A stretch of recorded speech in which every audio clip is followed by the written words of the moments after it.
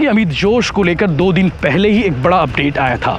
दुर्ग range IG Ram Gopal Garg ने इनाम की घोषणा की थी, चूंकि अमित जोश जो है 25-26 जून की रात गोली कांड की वारदात को अंजाम देने के बाद से फरार था। उसके साथ 3 दोस्त थे, इन लोग तीनों एक बाइक में थे। इन लोग अपना जा रहे थे कि बोले कि अचानक से कुछ 2-3 लड़के आए गाड़ी में और उनके सामने ला के गाड़ी वगैरह खड़ा कर दिया, ऐसा कुछ बोल रहे थे। हाँ, टिका दिए और फिर थोड़ा गाली गलौज करने लगे। तो उस सब सिचुएशन में इन्होंने जैसे बताया कि हमने पूछा उनसे कि क्यों गाली दे रहे हो, क्या हो गया। तो उतने में उन्होंने देखा ना सुना ना समझा और डायरेक्ट उन्होंने गोली चलाना चालू कर दिया। इस मुठभेड़ के बाद, इस इनकाउंटर के बाद छत्तीसगढ़ सरकार की ओर से पोस्टर भी जारी हुए हैं। विष्णु विजय का चल रहा सुदर्शन चक्र, अपराधियों की अब खैर नहीं। उनसे बिल्कुल संबंध नहीं, कभी कोई लेना देना नहीं है, बिल्कुल कोई। जी बिल्कुल इस तरीके का कोई लेना देना नहीं है इन लोगों से। और जो इन लोगों का नाम आया है, जिस तरीके से हम लोगों ने देखा है कि न्यूज़ में जो चल रहा है वो बिल्कुल गलत है। खासकर जो हमारे दोस्त हैं उन लोगों के लिए गलत है। उनका इस ग्रुप से किसी भी तरीके का कोई लेना देना नहीं है। नमस्कार, जय जोहार, जय छत्तीसगढ़। उस जगह पर हूँ जिस जगह पर आज छत्तीसगढ़ की साय सरकार बनने के बाद गुंडे बदमाश के खिलाफ गुंडे का पहला इनकाउंटर हुआ है। भिलाई में सिविक सेंटर वाला इलाका है, जयंती स्टेडियम जाने वाला ये मार्ग है और इसी जगह पर गुंडा बदमाश जो था, जिसका नाम है अमित जोश, और दुर्ग पुलिस ने उसे इनकाउंटर में ढेर कर दिया है। एक गोली पैर पर लगी, दूसरी गोली कमर के आसपास लगी और दोनों गोली के बाद जो है वो ढेर हो गया। पुलिस के रिकॉर्ड में अभी स्पष्ट नहीं है कि गोली कितनी लगी है, कितने राउंड की फायरिंग हुई है, क्योंकि पोस्टमार्टम रिपोर्ट और तमाम जांच के बाद ये चीज़ें सामने आ जाएगी कि अमित जोश और पुलिस की ओर से कितने राउंड की फायरिंग की गई है। आपको बता दें कि इस पूरे मसले पर हमने लगातार स्टोरी आपको दिखाई है, ग्राउंड पर जाकर दिखाई है कि किस तरह से अमित जोश इस रूट से गुजर रहा था। पुलिस की टीम पर उसकी नज़र गई और उसके बाद पुलिस की क्राइम ब्रांच की टीम, भिलाई नगर थाने की टीम पहुंचती है। 8 लोगों की टीम, डीएसपी क्राइम हेम प्रकाश नायक इस इनकाउंटर ऑपरेशन को लीड करते हैं और उसके बाद जब मुठभेड़ होती है, पुलिस की ओर से भी मुठभेड़ होती है। पहली फायरिंग अमित जोश की ओर से की गई, जैसा कि एसपी आईपीएस जितेंद्र शुक्ला ने इस पूरे ऑपरेशन को लेकर जानकारी दी है। अब आपको बताते हैं कि अमित जोश को लेकर 2 दिन पहले ही एक बड़ा अपडेट आया था। दुर्ग रेंज आईजी राम गोपाल गर्ग ने इनाम की घोषणा की थी, चूंकि अमित जोश जो है 25-26 जून की रात गोली कांड की वारदात को अंजाम देने के बाद से फरार था। वो कभी हैदराबाद, कभी नेपाल, तो कभी देश के अलग अलग राज्यों में वो भटक रहा था, या क्यों कहे फरारी काट रहा था। पुलिस सरगर्मी से उस पर नजरें रखी हुई थी और पुलिस के अधिकारियों ने यह भी बताया है कि अमित जोश इस पूरे भाग दौड़ वाले समय में, यानी कि ऑपरेशन जो फरारी काट रहा था, इस पूरे बीच में मोबाइल फ़ोन का यूज़ नहीं किया और इसीलिए वो 4 महीने तक पुलिस से छिपकर भागता फिरता रहा। अब आपको बताते हैं कि आज वो भिलाई क्या करने आया था, भिलाई में वो क्या कर रहा था। तो जैसे कि पुलिस के अधिकारियों ने जानकारी दी है कि अमित जोश का जो जीजा है वो जमानत पर बाहर आया है, ऐसी जानकारी आई थी और अपने रिश्तेदारों से मिलने के लिए अमित जोश भिलाई आया था। और आपको बता दें कि पुलिस ने मुखबिर को भी अलर्ट कर रखा था कि अमित जोश को लेकर, चूँकि पुलिस पर यह दबाव बना हुआ था, पुलिस पर यह प्रेशर था कि अमित जोश को जल्द से जल्द पकड़ा जाए, गिरफ्तार किया जाए। जैसे ही भिलाई में एंटर किया अमित जोश, उसके बाद से पुलिस के पास लगातार अपडेट्स आने लगे, शुरू हो गए और पुलिस की टीम उसे ढूंढने में लगी रही। आपको बता दें कि जैसे ही अमित जोश भिलाई आया और इस रूट पर आया, पुलिस की टीम को सूचना मिलती है। सूचना के बाद दोनों ओर से मुठभेड़ होती है, फायरिंग होती है और अमित जोश इसमें मारा जाता है। आपको बता दें कि दुर्ग रेंज आईजी राम गोपाल गर्ग ने 30,000 रुपये की घोषणा की थी, इनाम की घोषणा की थी अमित जोश का पता बताने वाले और अमित जोश के बारे में जानकारी देने वाले को। आज से ठीक 2 दिन पहले इनाम की घोषणा की थी। आप स्क्रीन पर वो आदेश की कॉपी भी देख पा रहे होंगे। इसके अलावा 25-26 जून की रात सेंट्रल एवेन्यू में क्या हुआ था, उस दिन हमने भी ग्राउंड रिपोर्ट की थी। इसके अलावा जो सुनील यादव, आदित्य सिंह और रमनदीप, इन तीनों पर उसने फायरिंग की थी। उसके साथियों ने अमित जोश, यशवंत नायडू, अंकुर शर्मा और सागर बाघ उर्फ डॉगी, इन चारों ने गोलीकांड की वारदात को अंजाम दिया था। और वारदात को अंजाम किस तरीके से दिया था, उस रात की घटना क्या थी, ये पूरी बातचीत हमने मेकाहारा हॉस्पिटल, जिस वक्त इन तीनों पर जब गोली चली थी, सुनील यादव, आदित्य सिंह और रमनदीप पर, तो रमनदीप पर जब गोली चली थी, इन तीनों पर जब गोली चली थी, तो सबसे पहले उनके साथियों ने मदद की थी। उनके साथी वहां पहुंचे हुए थे, जो सेक्टर 9 हॉस्पिटल लेकर पहुंचे थे। इसके अलावा अलावा थाने भी पहुंचे थे। तो उन्होंने इस पूरे एपिसोड को लेकर, उस दिन की घटना को लेकर क्या जानकारी दी थी, ये भिलाई टाइम्स में आप आगे वीडियो में देखेंगे। उनके साथियों ने, उनके दोस्तों ने इस विषय को लेकर पूरे एपिसोड को समझाया था कि उस रात को एक्चुअल में क्या हुआ था। तो आपको इसी वीडियो में आगे देखने को मिलेगा। इसके अलावा आपको बता देता हूं कि अमित जोश के खिलाफ किस किस थाने में कितने अपराध पंजीबद्ध थे, ये भी जानकारी आज पुलिस की ओर से शेयर की गई है। आपको बता दें कि लगभग आपको जो पुलिस के डेटा में है 38 अपराध पंजीबद्ध थे अलग अलग थानों में। और सबसे ज़्यादा भिलाई नगर, सुपेला, दुर्ग कोतवाली, नेवई, खुर्सीपार, पद्मनाभपुर 4-5 थाने प्रमुख थे जहां पर अमित जोश के खिलाफ अपराध पंजीबद्ध थे। यानी कि इन इलाकों में अमित जोश लगातार वारदातों को अंजाम देता था। इसमें बहुत सारे हैं, उगाही, हाफ मर्डर, आर्म्स एक्ट, ऐसे बहुत सारे अलग अलग केस थे जिसको लेकर अमित जोश के खिलाफ अपराध पंजीबद्ध था।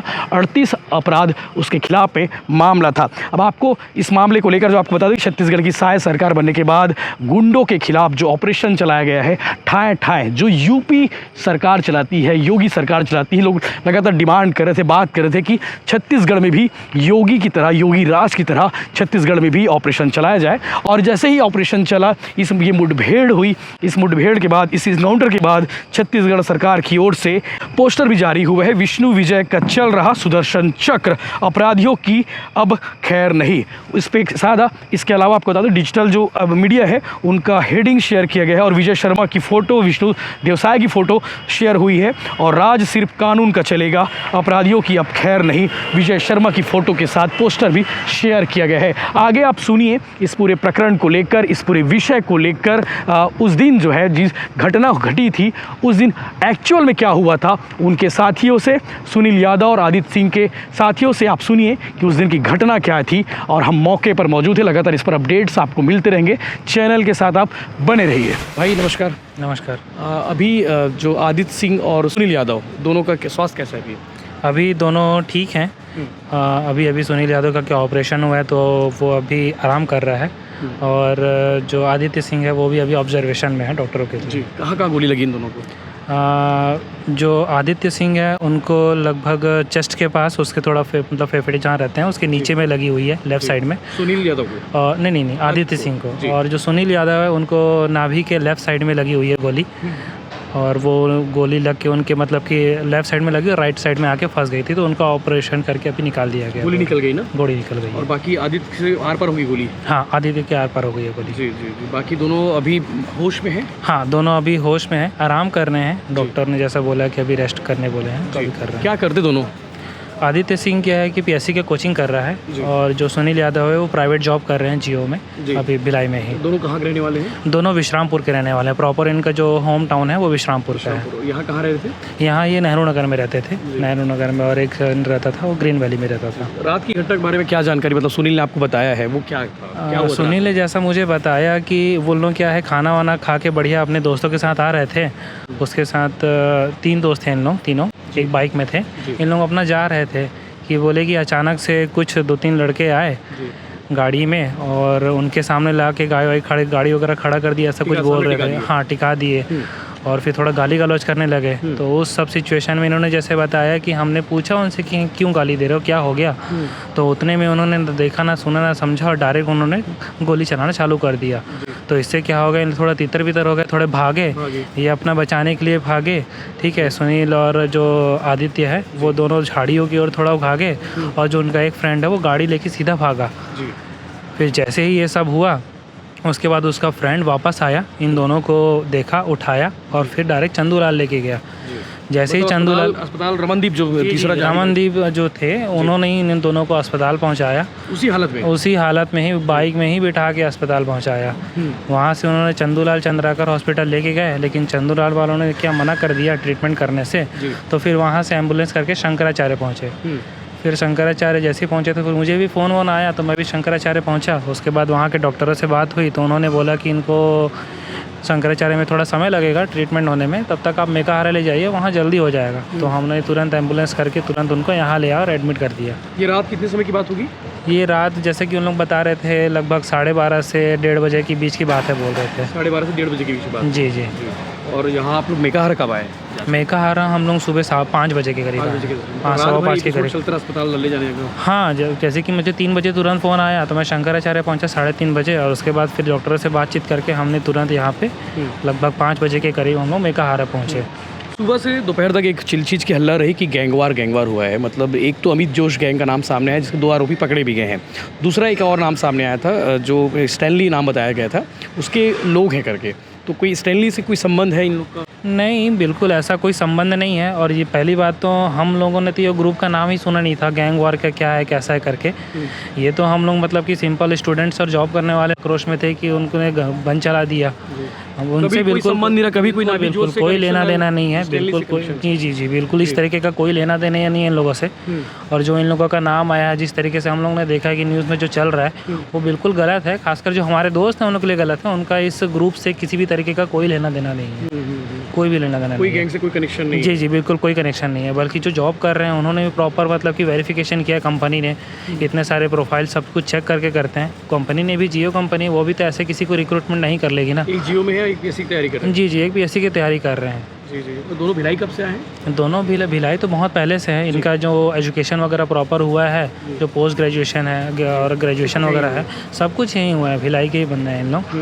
जी। तो रीज़न समझ आया कि आखिर गोली क्यों चलाई? मतलब इतनी कौन सी बात हो गई थी? अब वो तो समझ नहीं आया सर। ये तो मेरे फ्रेंड खुद समझ नहीं पाए इन लोगों की गोली क्यों चली है, कैसे चली, क्या हुआ अचानक से। सामने वाले अगर कोई आपके पास में आके गाड़ी रोक दे, गाली गलौज करने लगे तो ऑब्वियस सी बात है आप किसी को रिएक्ट करोगे, पूछोगे क्यों गाली दे रहे हो, ऐसा क्या है, ठीक है। और उन सब सिचुएशन में अगर कोई आंसर भी ना दे, डायरेक्ट गन टिका दे या गन चलाने लगे तो कौन क्या कर सकता है। ऑब्वियस सी बात, उन्होंने अपनी जान बचाई, इधर उधर भागने की कोशिश की, उन्हीं सब सिचुएशन में वारदात हुआ है। जी। बाकी अभी कॉन्शियस में दोनों अस्पताल में हैं? हाँ, अभी तो दोनों अस्पताल में हैं, भर्ती हैं। एक का ऑपरेशन अभी थोड़ा देर पहले कंप्लीट हुआ है, तो अभी रेस्ट कर रहा है। बाकी दोनों परिवार वाले आ गए? दोनों सारे के सारे मतलब कि दोनों फैमिली के परिवार वाले हैं। हमने रात ही में इन्फॉर्म कर दिया था, और उनके परिवार वाले भी सुबह 8-9 बजे तक आ गए। पुलिस वाले आए थे अभी भिलाई से? पुलिस वाले भिलाई से आए थे। उन्होंने मतलब कि उनसे बात वगैरह की, हम लोगों से बात वगैरह की, बात की कि क्या कैसे हुआ, किस तरीके से हुआ। तो हमने भी उनको पूरा जानकारी दिया कि क्या कैसे हुआ है। हम लोग यहाँ से उनको लेके आए हैं। ऐसे बयान हुआ उनका दोनों का? बयान देने की अभी तो स्थिति में नहीं है। पहले एक बार मे भी शायद टीआई साहब या किन्हीं का फ़ोन आया था, तो उस टाइम में सुनील यादव ने बात किया था, सर को बताया था कि क्या कैसे हुआ है करके। ठीक है, यानी कि 3 से 4 लड़के थे बता रहे रात में जो सुनील आपको बताया? जो हाँ वैसा बताया। 3 से 4 लड़के थे। और गाली गलौज करती, मतलब फायरिंग कितने लोग किए? फायरिंग एक ही नहीं किया कि 2-3 लोग किया, ऐसा कुछ बताया आपको? वो तो पता नहीं सर, एक ही लोग फायरिंग किया ऐसे करके बोल रहा था। ठीक है, तो उसी ने पेट पे मारा है? उसी ने अब पेट में मारा है, पता नहीं कहाँ मार रहे थे, लेकिन ये दोनों बचाने के चक्कर में लगी तो उनको एक को पेट में है और एक को मतलब कि चेस्ट के जस्ट नीचे में लगी हुई है। ठीक है। आपका नाम? नवीन? मेरा नाम विवेक साहू। ठीक है।